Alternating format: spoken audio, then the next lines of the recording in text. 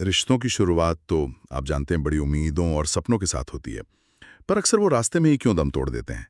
क्या ये सिर्फ हालात का खेल है या इसके पीछे कुछ गहरे पैटर्न हैं? आज हमारे पास एस.एन. पांडे का एक बहुत ही दिलचस्प ज्योतिषीय विश्लेषण है जो बताता है कि कैसे अलग-अलग ग्रह हमारे व्यवहार को अफेक्ट करके रिश्तों में अलगाव की वजह बन सकते हैं।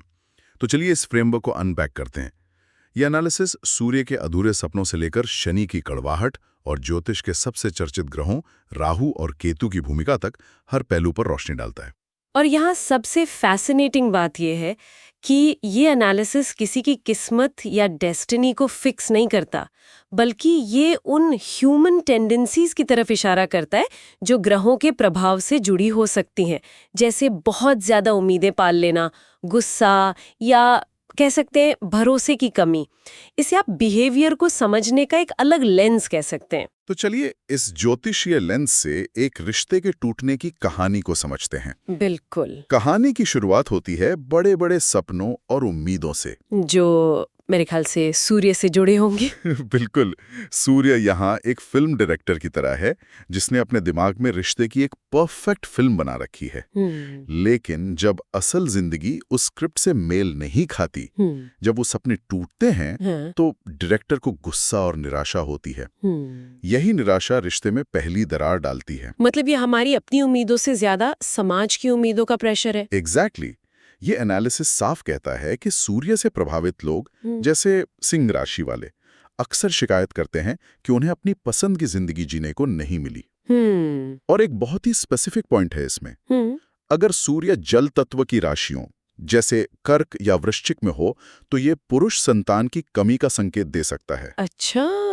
और भारतीय समाज में ये आज भी कई बार निराशा और अलगाव की एक बड़ी वजह बन जाता है। ये तो दिलचस्प है कि सूर्य का असर बाहरी दुनिया और सामाजिक दबाव से जुड़ा है, लेकिन रिश्ते तो अंदर से टूटते हैं, भावनाओं से।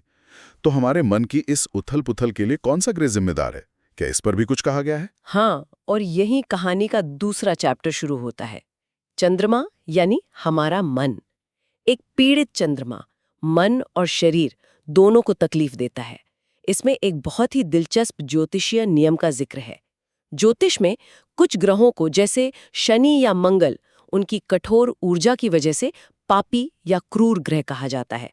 तो ये एनालिसिस कहता है कि जब हमारा मन यानी चंद्रमा इन दो कठोर ऊर्जाओं के बीच सैंडविच की तरह फंस जाता है तो मन में एक घुटन और दबाव पैदा होता है। बिल्कुल, जो शादीशुदा जिंदगी को मुश्किल बना देता है।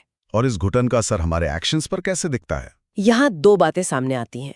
एक, जब मन यानी चंद्रमा और बुद्धि यानी बुध एक साथ आते हैं तो ये मन के भटकने का संकेत दे सकता है, जिससे विवाहितर संबंधों की स्थिति बन सकती है। ओहो। और दूसरा, अगर चंद्रमा राहु या केतु के बहुत पास हो तो ये परिवार वालों की जरूरत से ज्यादा दखल का इशारा करता है, जो अक्सर रिश्तों को खराब कर देता है। तो कहानी सपनों के टूटने से शुरू हुई, मन की घुटन तक पहुंची।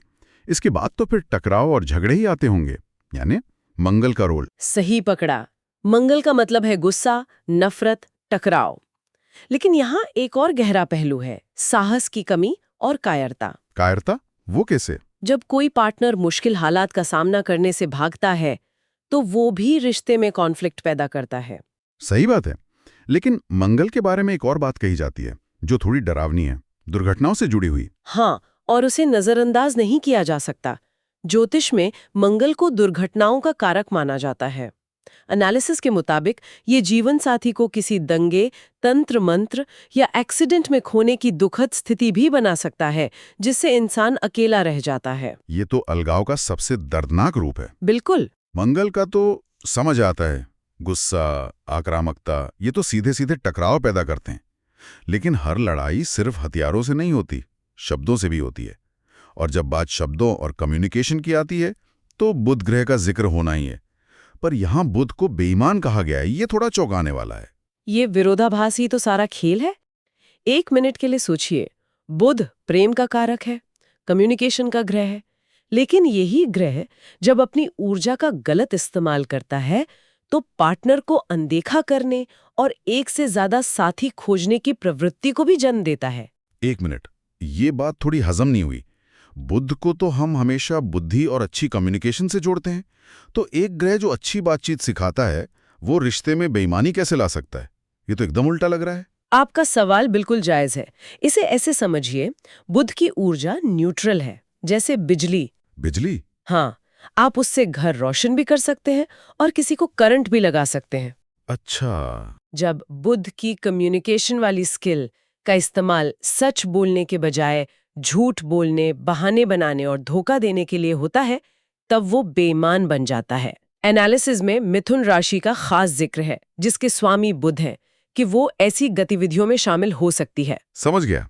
तो अब तक हमारी कहानी में सपने टूटे, मन परेशान हुआ, झगड़े हुए और बातचीत में बेईमानी आ गई। इसके बाद तो रिश्ते की नींव ही हिल जाएगी, यानी भरोसा। बृहस्पति यानी गुरु की क्या भूमिका है? और यहीं से रिश्ते का पतन तेजी से होता है। सोचिए, किसी भी रिश्ते की नींव भरोसे पर टिकी होती है। गुरु उसी नींव का प्रतीक है। जब वो नींव हिलती है तो पूरी इमारत ढहने लगती है। लेकिन बात सिर्फ बेवफाई की नहीं है। गुरु का असर इससे कहीं ज्यादा गहरा है। जैसे कि? एनालिसिस एक हैरान करने वाला पॉइंट सामने लाता है। गुरु को संतान से जुड़ी समस्याओं से भी जोड़ा गया है। संतान से? हाँ, जैसे बच्चे के जन्म में कोई कॉम्प्लिकेशन होना या बच्चे की हेल्थ ठीक न रहना। ये इतनी तनाव भरी परिस्थितियां होती हैं कि अच्छे भले कपल्स को भी इमोशनली तोड़कर अलग कर सकती हैं। सही बात है। इसके अलावा गुरु का संबंध मान सम्मान से भी है। जब करियर में या समाज में बेइज्जती होती है तो उसकी कड़वाहट भी रिश्ते पर निकलती है। अब बात करते हैं शुक्र और शनि की। शुक्र को तो प्यार और लग्जरी का ग्रह माना जाता है। वो अलगाव कैसे करा सकता है? शुक्र का मामला आज के कंज्यूमर कल्चर से बहुत जुड़ा हुआ है। ये अपनी चादर से ज्यादा पैर पसारने की कहानी है। अच्छा। जब एक पार्टनर की लग्जूरियस लाइफस्टाइल की इच्छाएं इतनी बढ़ जाएं कि वो पूरी न हो सके, तो रोज रोज के झगड़े, असंतोष और निराशा पैदा होती है। वो कहते हैं ना, जब पैसा दरवाजे से जाता है तो प्यार खिड़की से भाग जाता है। हाँ, सुना है। शुक्र का नकारात्मक प्रभाव कुछ ऐसा ही है। और शनि? उसे तो सब कर्म का फल देने वाला ग्रह मानते हैं। का बहुत सटलर है, पर ज्यादा खतरनाक। वो अचानक हमला नहीं करता। शनि उस दीमक की तरह है जो धीरे धीरे रिश्ते की लकड़ी को अंदर से खोखला कर देता है। मतलब? ये झूठ, आलसीपन या फिर काम की वजह से पैदा हुई दूरी से रिश्ते में कड़वाहट लाता है। इसका कोई मॉडर्न एग्जाम्पल है? बहुत ही बढ़िया एग्जाम्पल है।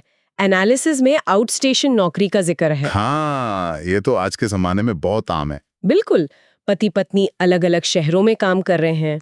शुरू में सब ठीक लगता है, पर शनि की तरह ये दूरी धीरे धीरे बिना पता चले रिश्ते में एक ऐसी कड़वाहट घोल देती है जिसे बाद में मिटाना बहुत मुश्किल हो जाता है। एक स्लो पॉइजन की तरह। हाँ, बिल्कुल। स्लो पॉइजन की तरह काम करता है। अच्छा, तो अब आते हैं ज्योतिष के बैड बॉयज पर। राहु और केतु, इनके नाम से ही लोग डरते हैं। इन्हें अचानक आने वाली मुसीबतें कहा जाता है।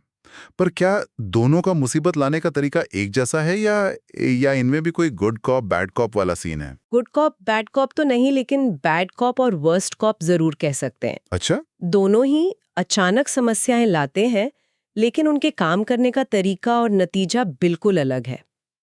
राहु एक तरह का भ्रम है, एक नशा है। वो लोगों को बुरा बर्ताव करने, गलत संगत में पड़ने या अवैध कामों के लिए उकसाता है। इससे घर में एक बड़ा तूफान आता है, सामाजिक बदनामी होती है और अक्सर अस्थायी अलगाव होता है। अस्थायी अलगाव? मतलब इसमें वापसी की गुंजाइश है? हाँ, राहु एक जोरदार तूफानी झगड़ा है, जिसके बाद शायद कुछ दिनों या महीनों के लिए बातचीत बंद हो जाए, लेकिन सुलह की गुंजाइश बाकी रहती है। वहीं केतु का मामला बिल्कुल अलग है। केतु को मोक्ष का कारक भी कहते हैं, यानी वो चीजों को अंत तक ले जाता है। तो अलगाव के मामले में इसका क्या मतलब हुआ? इस एनालिसिस में केतु को एक वकील ग्रह की तरह बताया गया है। वकील? हाँ, केतु निजी झगड़ों को पुलिस या अदालत के दरवाजे तक ले जाता है। एक बार केतु बीच में आ गया तो बात नोटिस, तारीखों और कानूनी दांवपेंच पर आ जाती है। वाह। वो मामले को इतना उलझा देता है कि सुलह की संभावना खत्म हो जाती है और नतीजा होता है स्थायी अलगाव या तलाक। वाह। तो राहु एक शॉर्ट टर्म तूफान है और केतु अंतिम फैसला सुनाने वाला जज। बिल्कुल। और यहाँ एक बहुत ही मार्मिक और यथार्थवादी बात कही गई है।